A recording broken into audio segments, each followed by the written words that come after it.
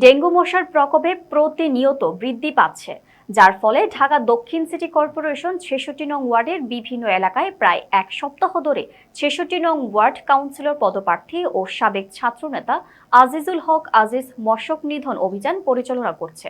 Staff reporter Rahat Hossain জানান, এই কার্যক্রমে তার সাথে রয়েছে ৬৬ নং ওয়ার্ড যুবদল ও ইয়াং জেনারেশন।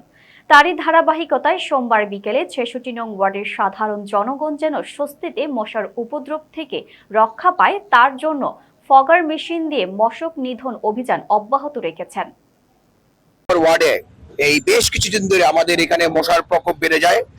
মশার প্রকোপ বেড়ে যাওয়ার কারণে আমরা ডেমরা থানা যুবদল সহ আমার এখানে যারা ইয়াং নেতৃত্বে আছেন, আমাদের এখানে অনেক জেনারেশনের লোকজন আছেন, যারা আমরা একত্রিত হয়ে আলোচনা সাপেক্ষে আমরা সিটি কর্পোরেশনের প্রশাসক মহোদয়ের সাথে আলোচনা করি যে কিভাবে দ্রুত এই মশার উপদ্রব থেকে আমরা এই ওয়ার্ডবাসী, সেই লক্ষ্যে আমরা আজকে প্রায় সপ্তাহখানিক ধরেই এই বিভিন্ন এলাকায় এই মশা নিধন কার্যক্রম পরিচালনা করে যাচ্ছি। আমাদের এতদিনে কেউ দেখে মশা নিধনের জন্য এখন তো আজিজ করে দেখতেছি মশা নিধন করে ওষুধ করতেছে। আমরা খুব এলাকার সমস্যা মশার জন্য যে একটা উদ্যোগ নিতেছে বর্তমানে, আমরা এভাবে অনেক ভালো মনে করতেছি এবং সুফল পাইতেছি ইনশাআল্লাহ। আসলে আমাদের এই এলাকায় প্রচুর মশার উদ্যোগটা উত্তাপটা ছিল।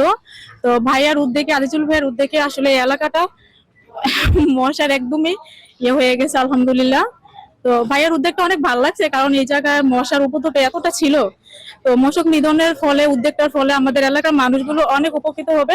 আর